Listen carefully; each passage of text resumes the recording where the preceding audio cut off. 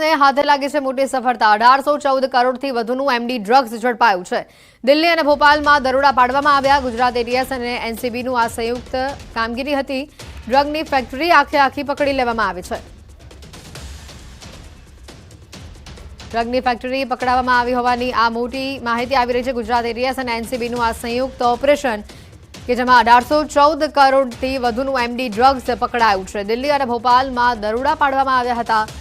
વધુ માહિતી મેળવીશું સંવાદદાતા નવીન જોડાઈ ચૂક્યા છે ફોન લાઈન પર। નવીન, વધુ માહિતી શું? ગુજરાત એટીએસને ઇન્ફોર્મેશન મળી છે અને જે જૂનો કેસ હતો તેની ફોલોઅપની અંદર માહિતી મળી હતી કે આરોપીઓ અત્યારે પણ ભોપાલ અને જે દિલ્હીની અંદર એમડી ડ્રગની ફેક્ટરી ચલાવી રહ્યા છે। તેના આધારે ગુજરાત એટીએસ અને એનસીબીની સંયુક્ત ટીમે દરોડા પાડીને 1800થી વધુનું એટલે 1814 કરોડનું એમડી ડ્રગ અને ફેક્ટરી પકડી પાડી છે। 2 આરોપીઓની ધરપકડ પણ કરવામાં આવી છે અને તમામ લોકોની હાલ પૂછપરછ ચાલુ છે। જી બિલકુલ, આભાર માહિતી બદલ નવીન। ડ્રગ્સની ફેક્ટરી પકડાવા મામલે આ મોટા ખુલાસા થઈ રહ્યા છે। 1814 કરોડનું એમડી ડ્રગ્સ પકડાયું હોવાની માહિતી સામે આવી રહી છે। ગુજરાત એટીએસ અને એનસીબીની આ સંયુક્ત કામગીરી અહીંયા સામે આવી રહી છે।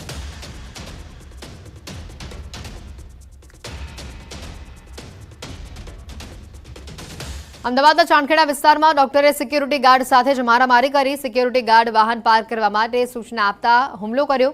ડોક્ટરે અન્ય શખ્સોને બોલાવી સિક્યુરિટી ગાર્ડને માર માર્યો। પુષ્પમ હોસ્પિટલના ડોક્ટરે માર માર્યો હોવાની વિગત છે। સિક્યુરિટી ગાર્ડ સહિત 3 લોકો ઇજાગ્રસ્ત થયા હતા, જેઓને હોસ્પિટલમાં ખસેડવામાં આવ્યા છે। ચાણખેડાની ઉપવન રેસિડેન્સીની આ ઘટના છે। સમગ્ર ઘટના સીસીટીવી કેમેરામાં કેદ થઈ છે। સોસાયટીના સભ્યોએ પોલીસ ફરિયાદ નોંધાવી હતી। ચાણખેડા પોલીસે સીસીટીવી કબજે કરી કાર્યવાહી હાથ ધરી છે।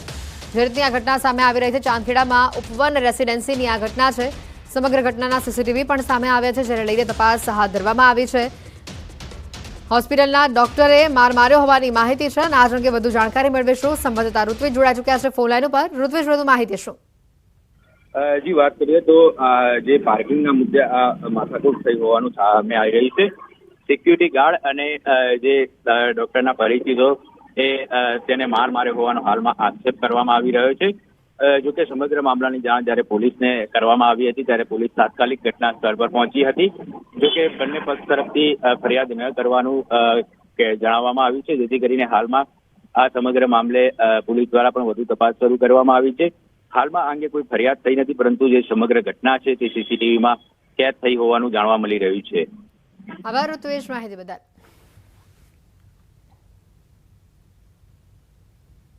તો આ તરફ વડોદરામાં અસામાજિક તત્વોએ કાર પર પથ્થર ફેંક્યાનો આક્ષેપ કરવામાં આવી રહ્યો છે।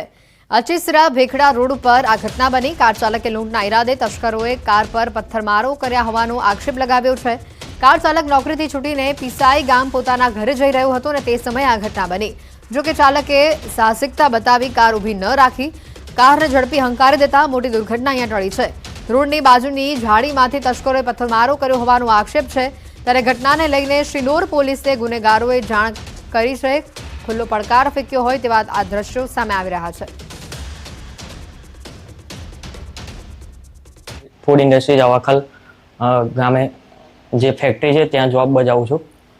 ત્યાંથી હું 7:45 જેવો ઘરે જવા નીકળ્યો તો અચીસરા ભેખડાની વચ્ચે 2 રોડ ઉપર મેં માણસો જોયા, તો મેં ગાડીની સ્પીડ થોડી કરી અને નજીક જેવી ગાડીએ ઊભા થઈને પથ્થરમારો કર્યો ગાડી પર અને ગાડીનો આગળનો કાચ ફોડી નાખેલો છે। જૂનાગઢના માણાવદરમાં તસ્કરો ત્રાટક્યા। સ્વામિનારાયણ મંદિર તેમજ એગ્રોની દુકાનમાં ચોરી કરી તસ્કરો સ્વામિનારાયણ મંદિરમાં રહેલી દાનપેટી જ ઉઠાવી ગયા। તો બીજી તરફ એગ્રોની દુકાન શટર તોડી દુકાનમાંથી રોકડ રકમની ચોરી કરવામાં આવી હોવાની માહિતી છે। ચોરી કરી ચોરો ફરાર થયા। ચોરીની સમગ્ર ઘટના ત્યાં લાગેલા સીસીટીવી કેમેરામાં કેદ થઈ છે। ચોરી કરતા 3થી વધુ તસ્કરો સીસીટીવી કેમેરામાં કેદ થઈ ચૂક્યા છે। સ્વામિનારાયણ મંદિર અને એગ્રોની દુકાનમાંથી 55,000ની ચોરી કરી ચોર ફરાર થયા છે। સમગ્ર મામલે માણાવદરની પોલીસે તપાસ હાથ ધરી છે। ઘટનાના દ્રશ્યો સામે આવી રહ્યા છે। જૂનાગઢથી માણાવદરમાં એક સાથે 2 જગ્યાએ ચોરી કરવામાં આવી હોવાની માહિતી સામે આવી રહી છે। જે ઘટના સીસીટીવીમાં પણ કેદ થઈ છે। સ્વામિનારાયણ મંદિર અને એગ્રોની દુકાનમાં ચોરીની ઘટના સામે આવી છે। બંને ઘટનાના સીસીટીવી પણ સામે આવી રહ્યા છે। ત્યારે સીસીટીવી ફૂટેજના આધારે પોલીસ સમગ્ર મામલે તપાસ કરી રહી છે।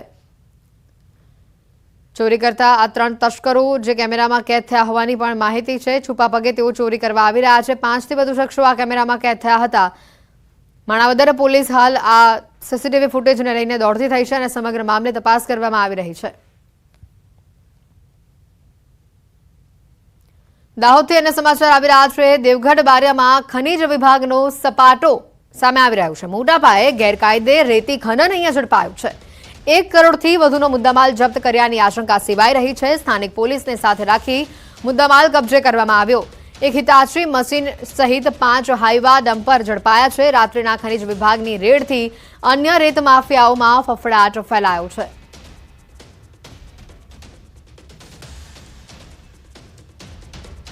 રાજકોટના ગોંડલ યાર્ડ ખાતે આજે મહાસંમેલન યોજાશે। ગુજરાત રાજ્ય એડિબલ ઓઇલ અને સીડ એસોસિએશન દ્વારા આ સંમેલન યોજવામાં આવનાર છે। સંમેલનમાં ખાદ્યતેલના વેપારીઓ માટે આયાત અને નિકાસની પોલિસીને ધ્યાનમાં રાખીને ચર્ચા કરવામાં આવશે।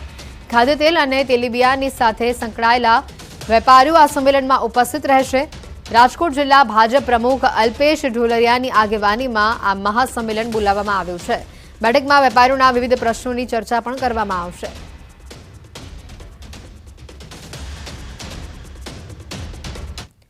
પાટણ બાદ બનાસકાંઠામાં અલગ અલગ જિલ્લાની માંગ ઉઠી છે। ગુજરાતના 4 જિલ્લામાં અલગ જિલ્લો બનાવવાની માંગ ઉઠી રહી છે। ભાજપ કોંગ્રેસના નેતાઓ પક્ષાપક્ષી ભૂલીને એક મંચ પર સાથે દેખાયા। દિયોદરને જિલ્લા મથક બનાવવાની ઓગળ જિલ્લો બનાવવાની માંગ કરાઈ છે। દિયોદર ખાતે ભાજપ કોંગ્રેસના આગેવાનો અને સ્થાનિક લોકોની હાજરીમાં અલગ જિલ્લો બનાવવાની માંગ કરવામાં આવી।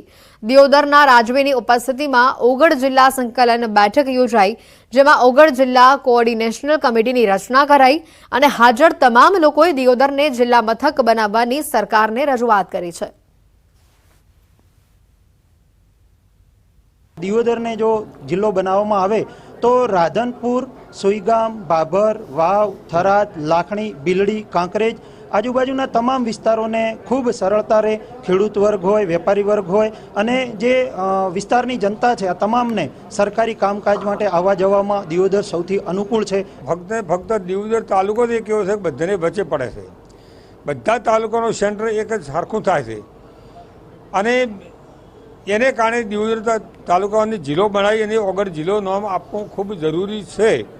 આજે આપણે પાકિસ્તાનમાં પણ આપણે હિંગળાજ માતાનો ઓગળજીનો નામ છે એમ આપણે ઓગળજીનો કાયમી નામ રહે અને જિલ્લો ઓગળ જિલ્લો રહે ને એનો હેડક્વાર્ટર દિયોદર થાય અને દિયોદરના અંદર બધી સુવિધાઓ છે અને સેન્ટ્રલ છે અને આપણે વર્ષોથી આપણી માંગણી છે। આપણે હમણાં કોઈ નવી માંગણી નથી કરતા। આજ આપણે 2017થી આપણે આ માંગણી ચાલુ છે, એનો સર્વે પણ થઈ ગયું છે। તો આ તરફ દાહોદમાં કોંગ્રેસે સ્માર્ટ સિટી અંતર્ગત બની રહેલા રસ્તાની કામગીરી અટકાવી। જૂના રસ્તા ઉપર જ ડામરની કામગીરી કરાતા વિરોધ દર્શાવવામાં આવ્યો। સ્થાનિકોએ હલકી ગુણવત્તાની કામગીરીના આક્ષેપ કર્યા। જૂના રસ્તાઓ ખોદી નવા રોડ બનાવવાની જાહેરાત કરવામાં આવી હોવાનો સ્થાનિકોનો દાવો છે। નવેસરથી રસ્તો બનાવવા સ્થાનિકો માંગ કરી રહ્યા છે।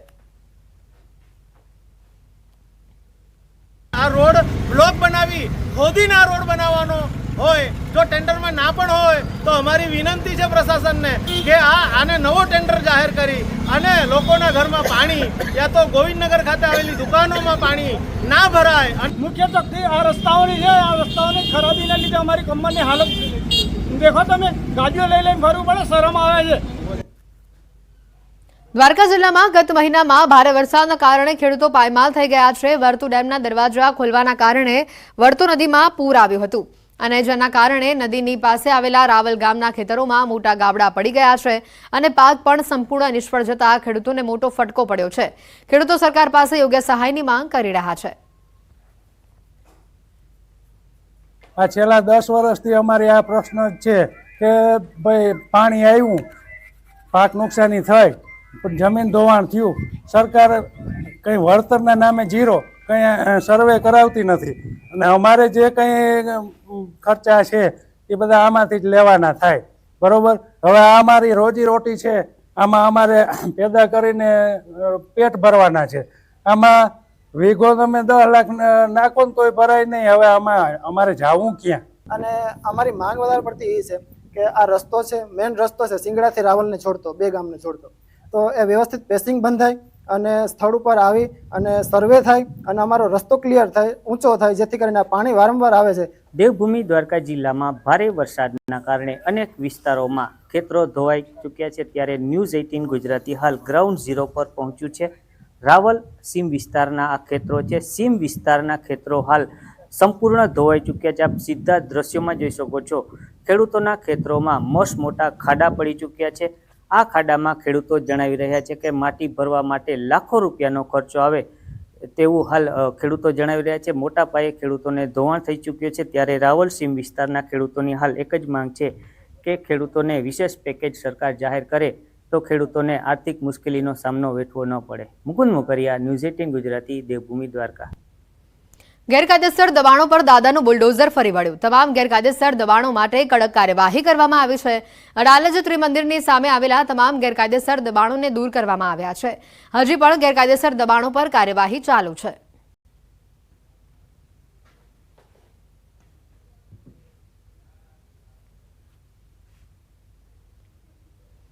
સમાચારોમાં હાલ રોકાઈશું એક બ્રેક માટે.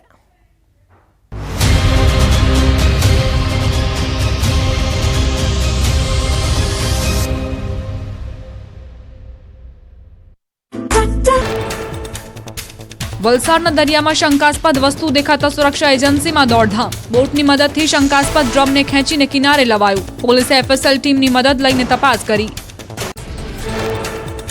સુરેન્દ્રનગરના ધજાડા ગામે થોડા દિવસે તસ્કરોનો તરખાટ. બંધ મકાનની દિવાલ કૂદીને આવ્યો હતો ચોર.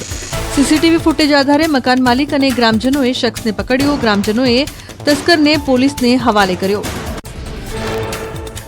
ગુજરાતના 90% ભાગમાંથી ચોમાસાની વિદાય. કચ્છથી નવસારી સુધી ચોમાસાની વિદાય. હવે આખરી ગરમી પડવાની હવામાન વિભાગની આગાહી. આગામી 5 દિવસ સૂકું વાતાવરણ રહેશે. 2 દિવસ બાદ 2 થી 3 ડિગ્રી તાપમાનમાં વધારો થશે. સુરત, ડાંગ, તાપી, વલસાડમાં હજુ ચોમાસું સક્રિય. વલસાડ, દમણ, દાદરાનગર હવેલીમાં છૂટાછવાયા વરસાદી ઝાપટાની શક્યતા. ગુજરાતના સિઝનનો 30%થી વધુ અને સૌરાષ્ટ્રના સિઝનનો 75%થી વધુ વરસાદ નોંધાયો.